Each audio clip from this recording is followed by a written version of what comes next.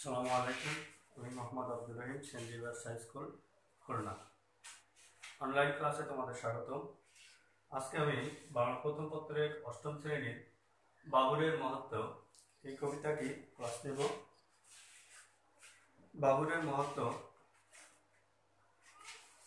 এখানে বাবুরের মাহাত্ম্যের কবিতা কবি কালিদাস রায়। তাহলে কালিদাস রায়ের অপর নাম, কবি কালিদাস রায়ের ছদ্মনাম, অপর নাম না, ছদ্মনাম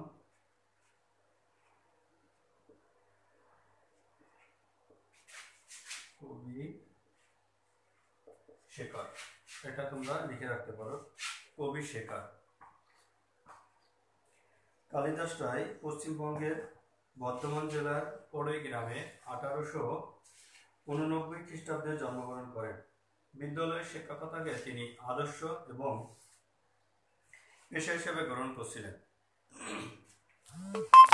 শিক্ষকতার সঙ্গে সঙ্গে তিনি সাহিত্য সাধনায় ব্যবহৃত ছিলেন এবং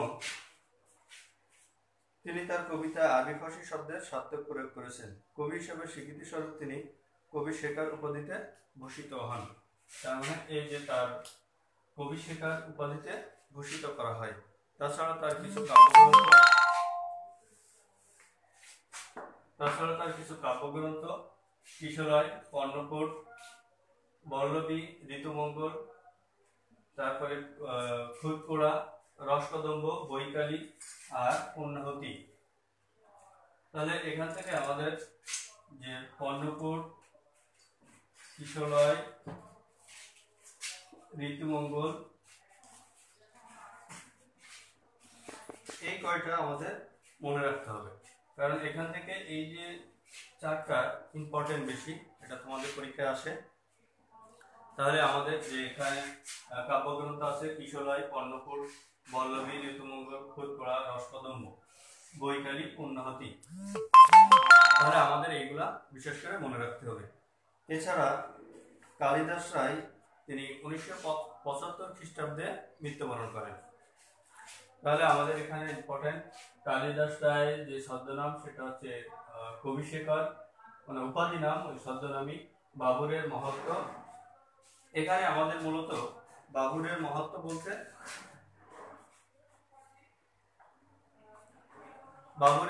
বলতে এখানে সেই বাবুরের ঘটনাটাই বর্ণনা দেওয়া, যেটা আমরা জানি অনেকেই, মানে যে বাবর আর ইব্রাহিম লোদির মধ্যে যে যুদ্ধটা হয় সেটা কত সালে, আমি তোমাদের কবিতাতে যাওয়ার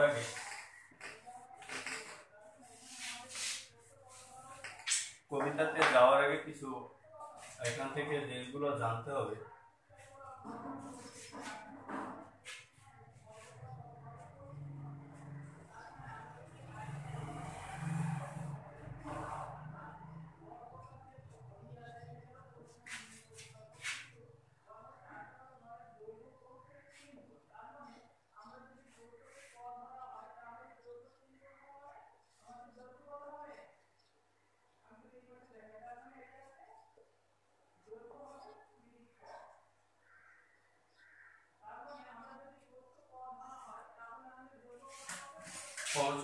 সালে বাবর এবং ইব্রাহিম লোদির মধ্যে একটা যুদ্ধ হয়।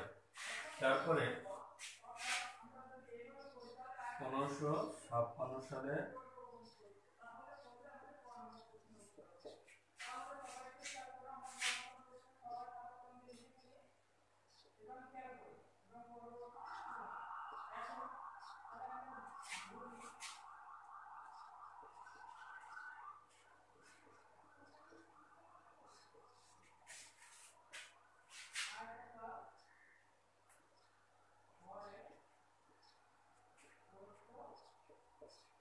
1556 সালে পানিপথের তৃতীয় যুদ্ধ।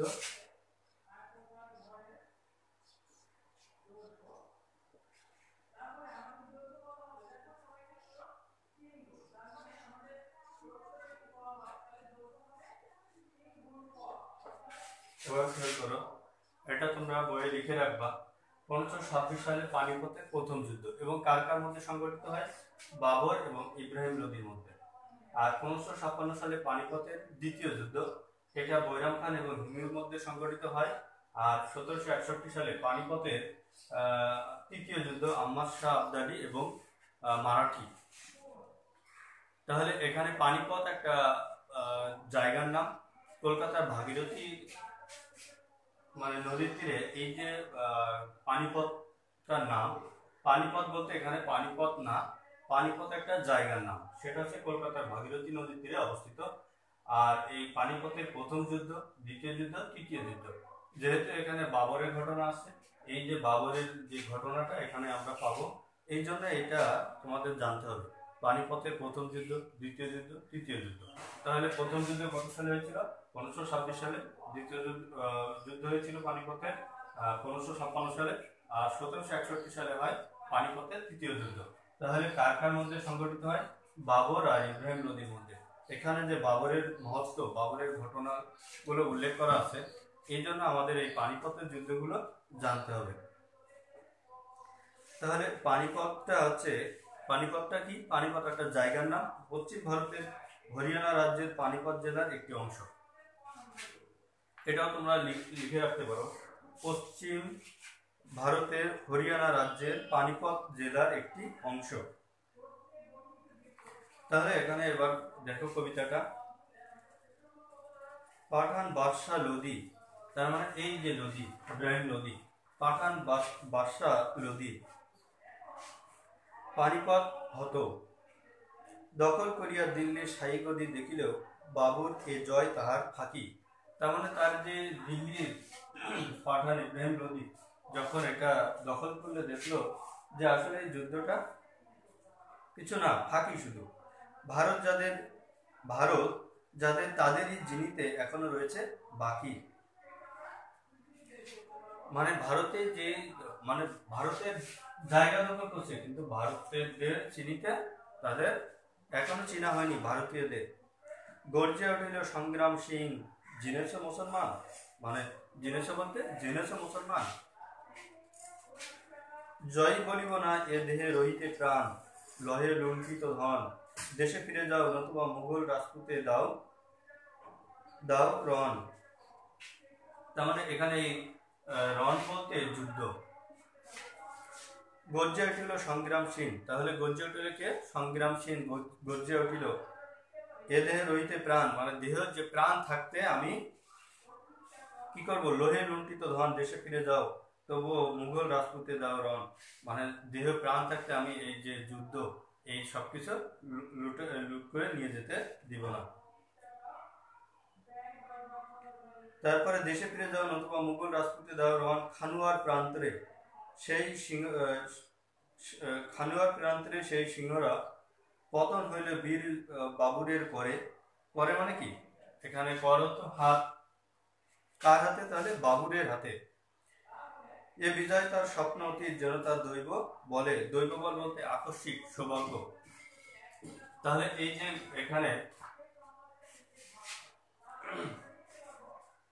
এখানে আরো কিছু বিষয় দেখো। এই যে স্থানটা রাজস্থানের ভারতপুর নামক অবস্থিত, 16 মার্চ 1627 খানুয়ার প্রান্তরে। তাহলে এগুলো তোমরা একটু লিখে রাখো, তারপরে কবিতাটা শুরু করি।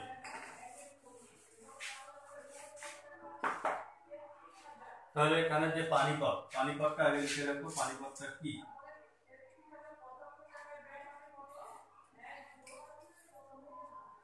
পানিপথটা হচ্ছে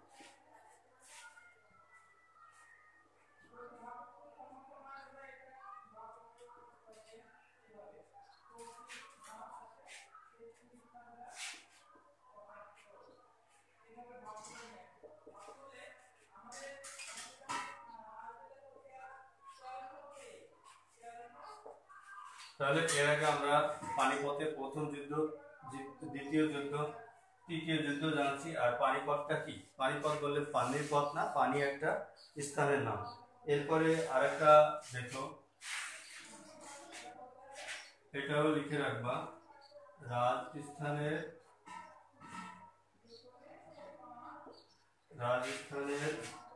ভরতপুর নামক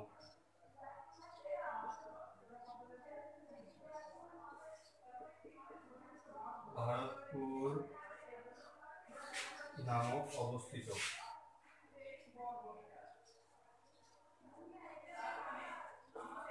কি? খানুয়ার প্রান্ত। খানুয়ার প্রান্ত যখন আসবে, তারপরে এখানে আরো আছে উপরে, আমরা প্রথমে লাইনে আছে, প্রথম না, উপরে আছে সংগ্রাম সিং।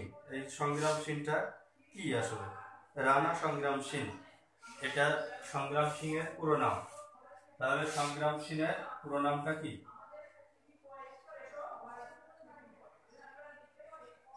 সংগ্রাম সিং এর পুরো নাম রাণা প্রতাপ সিং। তারপরে এখানে আছে আর ইব্রাহিম লোদি, দৌলত লোদি খান। এরপরে আমাদের এখানে কিছু শব্দার্থ দেখো। এখানে হত অর্থ কি? আগে তোমাদের শব্দার্থ গুলো পড়ে নিবা, তাহলে কবিতা পড়তে আরো সুবিধা হবে। তাহলে এখানে প্রথম পানিপথের প্রথম যুদ্ধ, দ্বিতীয়, তৃতীয়, পানিপথটা কি? তারপরে কিছু শব্দার্থ দেখো।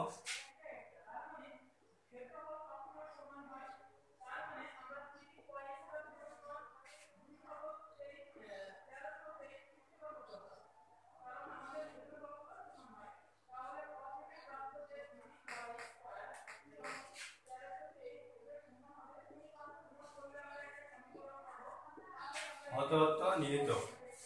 এরপরে যেগুলো ইম্পর্টেন্ট আছে সেগুলো সাই গদি জিনিতে, মানে জয় করতে। তাহলে এখানে যে শব্দটা আছে জিনিতে,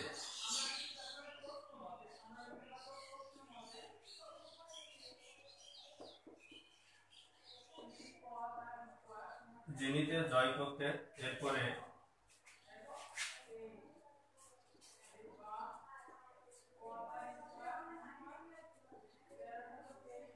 রণাত্ম যুদ্ধ। এরপরে আর কি যেগুলো আছে, হতঅর্থ নিহিত, জিনিতত্ব জয় করতে, রণাত্ম যুদ্ধ। এরপরে যে ইম্পর্টেন্ট আরো আছে সেগুলো হচ্ছে, যেমন আমরা জানি কর অর্থ হাত আর করতল অর্থ, তাহলে এটা কি হবে? করতল অর্থ হাতের তালু।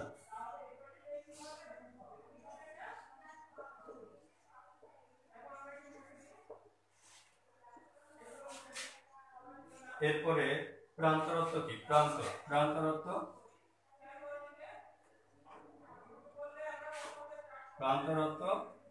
মাঠ, এটা তোমরা জানো মনে হয় সবাই, প্রান্তরত্ব মাঠ। এরপরে ইম্পর্টেন্ট যেগুলা, তুষ্ট অর্থ কি? তুষ্ট অর্থ তৃপ্ত।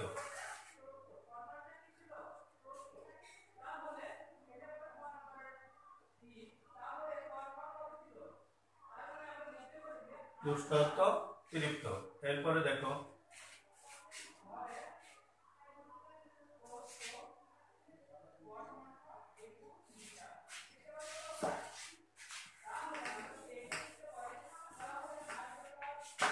এরপরে দেখো কুড়ি অর্থ হাতি। তাহলে এখানে যে কবিতায় করি কথাটা ব্যবহার করা আছে, এই করি অর্থ হাতি আর কর অর্থ হাত, আমাদের এটা মনে রাখতে হবে। তাহলে পাশাপাশি তোমরা এটা, যে করি অর্থ হাতি আর কর অর্থ হাত। এরপরে আর কি আছে?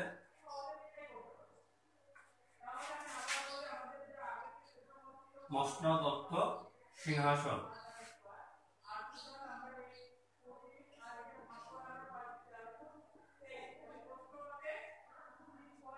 মসনদ অর্থ সিংহাসন।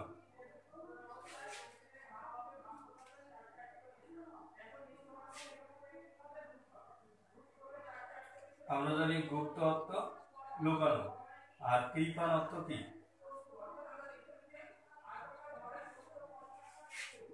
গুপ্ত অর্থ লুকানো আর কৃপান অর্থ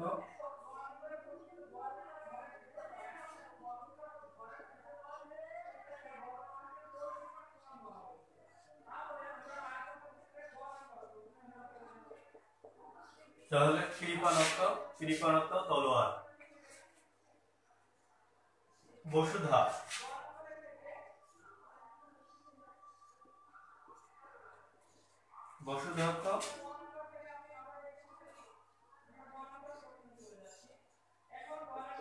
বসুধত্ব পৃথিবী।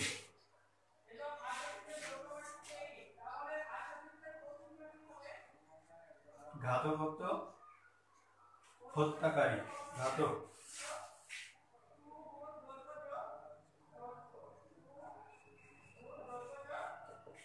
তাহলে আমরা কবিতাতে যাওয়ার আগে আমাদের এখানে যে বিষয়গুলো জানতে হবে সেটা হচ্ছে শব্দার্থগুলো। আমরা আগে থেকে শব্দার্থগুলো জানবো। এরপরে আমাদের যে কবি পরিচিতি, পাঠ পরিচিতি এগুলো জানবো।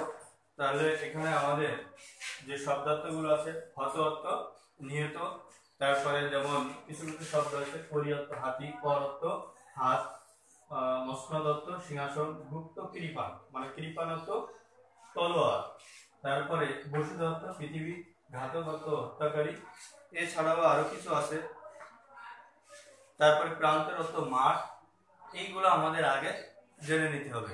তারপরে কবিতার বিষয়ে এখানে যে কিছু আছে, পানিপথটা কি, খানোয়ার প্রান্তরটা কোথায় অবস্থিত, এইগুলো আমাদের আগে জানতে হবে।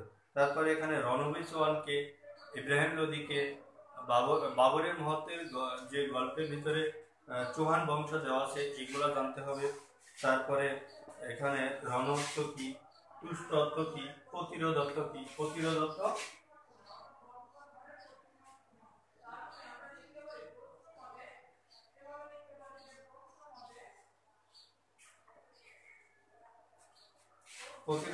বাধা। তাহলে আমাদের এই শব্দার্থগুলো জানতে হবে। এখানে যে পানিপথটা কি, তার মানে তোমরা আগে এখান থেকে যে বাবরের ঘটনাটা আগে জেনে নিতে হবে। তাহলে বাবরের ঘটনাটা এখানে বইয়ে কিছু দেওয়া আছে, দেখো। বাবর ভারতের মুঘল সাম্রাজ্যের প্রতিষ্ঠাতা সম্রাট। তাহলে এই বাবর কে ছিল? বাবর ছিল ভারতের মুঘল সাম্রাজ্যের প্রতিষ্ঠাতা সম্রাট। তার আসল নাম ছিল জহিরুদ্দিন মোহাম্মদ। তাহলে বাবরের আসল নাম কি? বাবরের মহত্ব কবিতা, বাবরের যে ঘটনা, এটা তোমাদের আগে জেনে আসতে হবে। তাহলে ভারতের মুঘল সাম্রাজ্যের প্রতিষ্ঠাতা সম্রাট, তার আসল নাম ছিল জহিরুদ্দিন মোহাম্মদ, তবে তিনি বাবর বা সিংহ নামেই সমধিক পরিচিত। তিনি মাত্র 11 বছর বয়সের মধ্যে এশিয়ার সমরকন্দের সিংহাসনে আরোহণ করেন এবং অল্প বয়সে দুবার সিংহাসন হারান। তারপর তিনি নিজ দেশ ছেড়ে আফগানিস্তানের সিংহাসন অধিকার করেন এবং পরে ভারতের ইব্রাহিম লোদিকে পরাজিত করে দিল্লি অধিকার করেন। মেবারের রাজা সংগ্রাম সিংহকে তিনি পরাজিত করেন। এভাবে এক বিশাল সাম্রাজ্য প্রতিষ্ঠা করেন বাবর। তাহলে এই কবিতা শুরু করার আগে আমাদের বাবর সম্পর্কে, ইব্রাহিম লোদি সম্পর্কে, চৌহান বংশ সম্পর্কে, খানোয়ার প্রান্ত কোথায়, পানিপথ কি, পানিপথের যুদ্ধ কত সালে হয়েছিল, এগুলো আমাদের জানতে হবে। তাহলে তোমরা আগামী দিন এগুলো পড়বা, তারপরে আগামী দিন কবিতাতে আমরা যাব। এ বলে আমি ক্লাস